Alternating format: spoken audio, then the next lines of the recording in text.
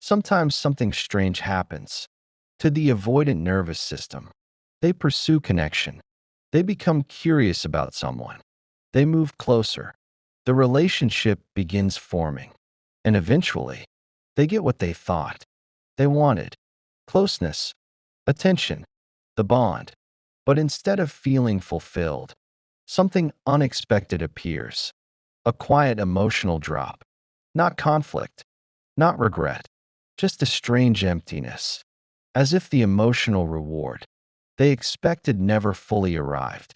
And that moment reveals something important about the avoidant mind, because the problem was never the relationship, it was the way their nervous system processes emotional reward. Most people imagine desire as something simple. You want something, you move toward it, and when you finally have it, the emotional reward arrives: satisfaction, closeness, relief. But human motivation is rarely that straightforward, especially for avoidant attachment, because in many avoidants, the nervous system learns to respond strongly to pursuit, but weakly to possession. The chase activates curiosity. Distance creates intrigue. The unknown stimulates attention. But once the connection becomes secure, the emotional chemistry changes. Psychologists sometimes refer to this as a reward system mismatch. The brain's motivation circuits respond strongly to anticipation, but much less strongly to emotional stability. This does not mean the avoidant never wanted the relationship. It means the emotional system was wired to respond to something slightly different: movement, possibility, discovery, not permanence, not emotional permanence. Early stages of relationships naturally contain these elements. There is uncertainty, exploration, moments of surprise, conversations that unfold slowly. Each interaction creates small bursts of dopamine. Curiosity fuels attention. Attention fuels connection. And the avoidance system can move forward comfortably because nothing yet feels fixed. Nothing feels binding. Nothing feels like an emotional commitment that must be sustained. But as the relationship deepens, the emotional landscape changes. Familiarity replaces mystery. Predictability replaces novelty. Stability replaces pursuit. For many people, this is where emotional safety grows. Closeness begins feeling warm, comforting, grounded. But for the avoidant nervous system, something subtle happens. The motivational system goes quiet. The excitement that once fueled curiosity begins fading, not because the partner did something wrong, because the brain's reward loop was tied more strongly to pursuit than to maintenance. This creates a strange experience. The avoidant may still appreciate the person, still respect them, still feel some affection, but the emotional spark they expected to continue growing feels strangely muted. And that absence creates confusion, not just for the partner, for the avoidant themselves. Because internally, they may ask a quiet question: if this is what I wanted, why does it suddenly feel so empty?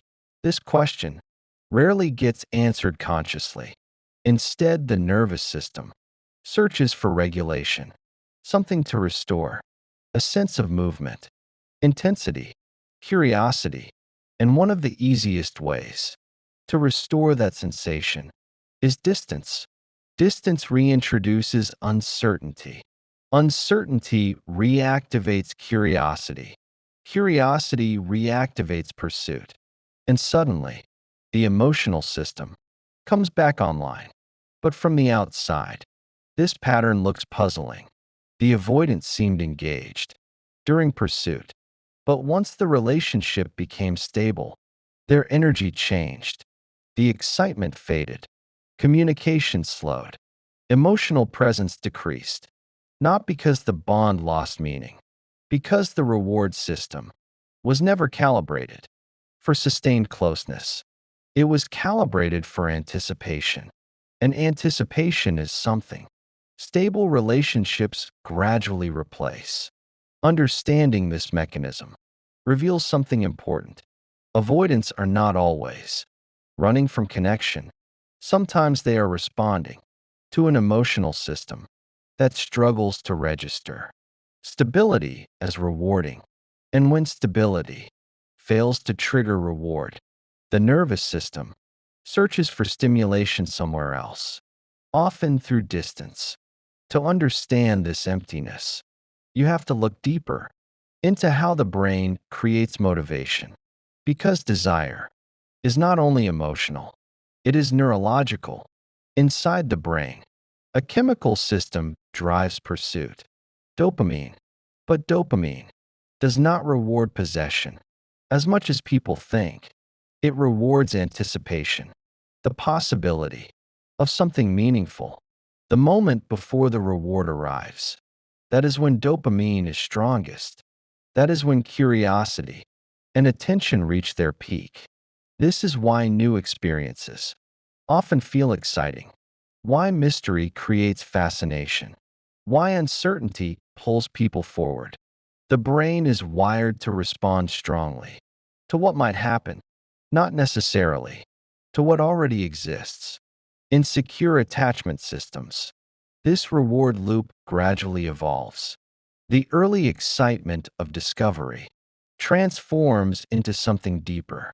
Oxytocin, emotional bonding, calm connection, comfort. The nervous system begins experiencing stability as rewarding. Predictability starts feeling safe. Closeness starts feeling nourishing. But for many avoidants, this transition does not happen easily. Their nervous system learns something different. During early development, emotional closeness was unpredictable, sometimes supportive, sometimes overwhelming, sometimes unavailable. So the brain adapted in a subtle way. It learned to respond more strongly to anticipation than to emotional permanence. Curiosity felt safer than dependence. Discovery felt safer than vulnerability. The unknown felt safer than emotional exposure. So the motivational system became tuned to early stage connection, the stage where nothing is fully defined, where relationships still feel flexible, optional, free. And in that environment, the avoidance system can move naturally. Interest grows, conversations deepen, attention feels effortless. But as the connection stabilizes, the emotional landscape changes. The relationship becomes real. Shared routines appear. Expectations form quietly. Emotional reliance begins emerging. And that is when the nervous system starts feeling something strange. Not necessarily fear, but pressure. Not necessarily rejection, but heaviness. The relationship no longer feels like exploration. It feels like structure. For many people, this structure creates security. For avoidance, it can reduce stimulation. The anticipation disappears. The uncertainty fades. And with it, the dopamine-driven curiosity that once fueled attraction. This is when the emptiness can appear. The avoidant may still care, still respect the partner, still appreciate the relationship, but the internal system is no longer producing the same motivational energy. The emotional intensity that once guided attention feels muted. And when the brain loses stimulation, it begins searching, not always consciously, sometimes through subtle behaviors, creating space, spending more time alone, redirecting attention toward work or personal interests, reducing emotional exposure. These shifts restore something important to the avoidant nervous system: movement, because movement recreates anticipation. Distance recreates uncertainty. Uncertainty reactivates curiosity. and curiosity restarts the reward loop. This is why avoidant relationships sometimes follow a confusing pattern: warmth during pursuit, distance during stability, renewed interest after separation. Not because the avoidant is manipulating the connection, but because their reward system is more responsive to emotional movement than to emotional permanence. And until that pattern becomes conscious, the nervous system keeps recreating it: pursuit, closeness, emptiness, distance, then curiosity again. A cycle driven less by intention and more by the way the brain learned to experience reward. The emptiness many avoidants feel after getting what they wanted is rarely something they talk about, not because it doesn't exist, but because it is confusing even to them. From the outside, people assume something simple: they lost interest, they changed their mind, they didn't really care. But internally, the experience is often stranger than that, because the avoidant may still recognize that the relationship is good, the person is kind, emotionally available, stable. There may be no obvious problems, no major conflicts, no dramatic incompatibility, and yet the emotional system feels strangely quiet. The excitement that once existed during the early stages is missing. The curiosity that once pulled them forward is no longer active. What remains is calm, predictability, emotional availability. For many people, those things feel comforting, but for the avoidant nervous system, they can feel unfamiliar, almost flat. Not wrong, just lacking stimulation. And when the reward system stops generating energy, the mind begins searching for explanations. Sometimes the explanation becomes external. Maybe the relationship is not right. Maybe the spark is gone. Maybe something is missing. But often nothing external actually changed. The shift happened inside the motivational system. The brain moved from anticipation to stability, and stability did not trigger the same emotional reward. This creates a subtle form of restlessness. The avoidant may begin feeling the urge to reclaim autonomy, more time alone, more independence, more psychological space, not necessarily to end the relationship, but to restore a sense of internal movement, because movement reactivates the reward loop. When distance appears, curiosity often returns. The partner becomes less predictable again.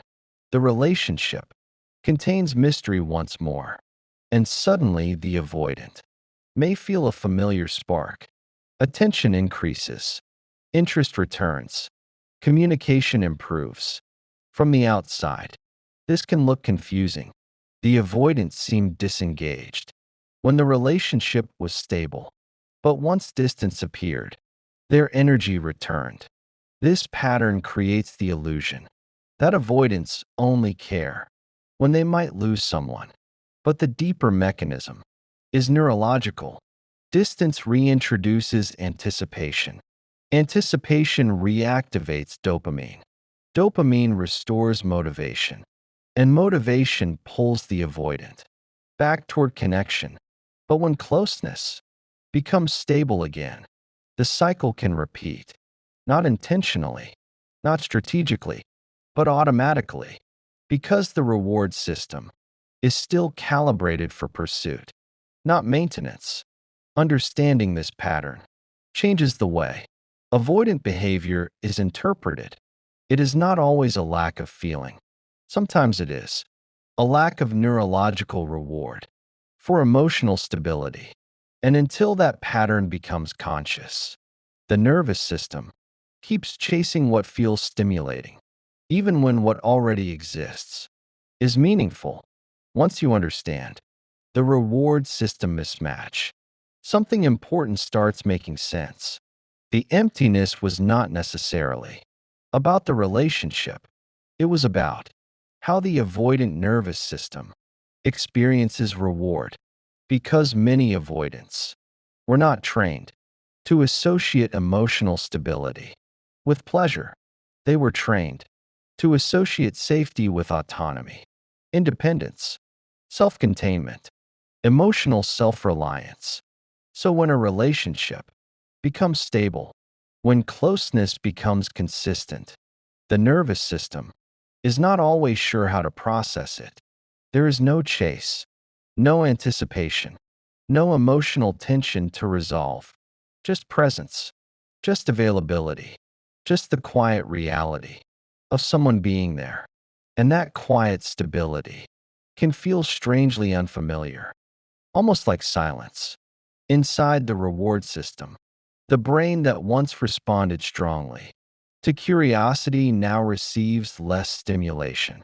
Not because the partner lost value, because the motivational loop changed environments from pursuit to permanence.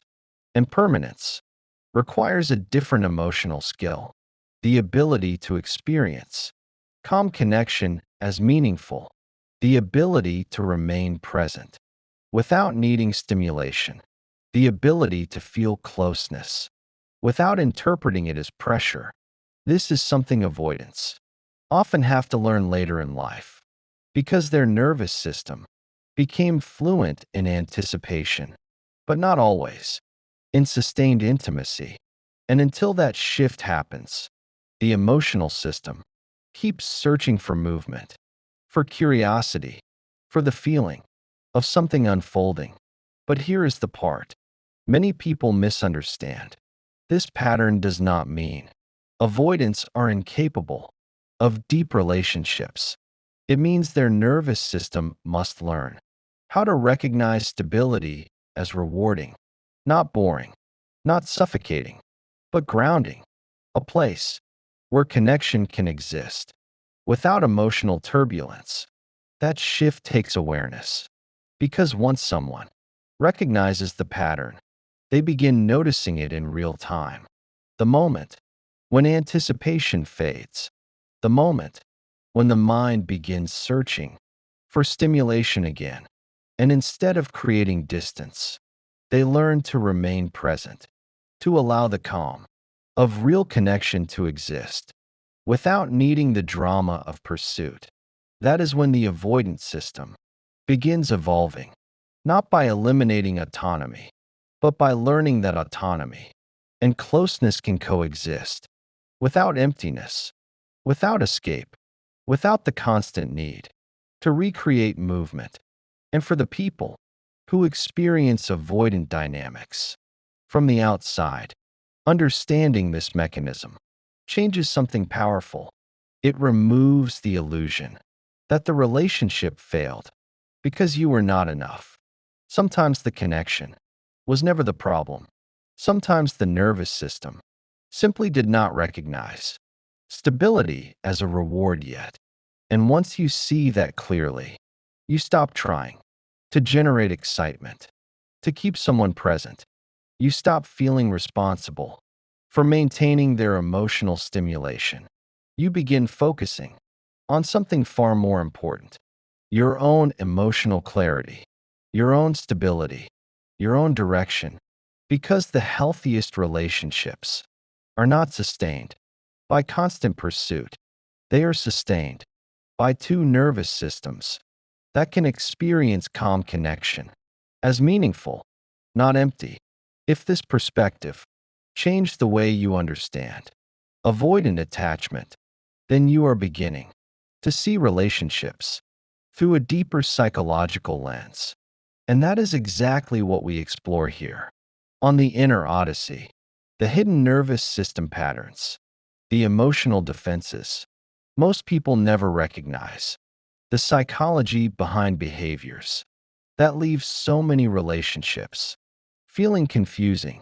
So if you want to understand the deeper forces shaping modern connection, subscribe to the Inner Odyssey, because once you understand how the mind and nervous system shape relationships, you stop chasing answers in confusing dynamics and you start seeing patterns with complete clarity. And when clarity appears, everything changes.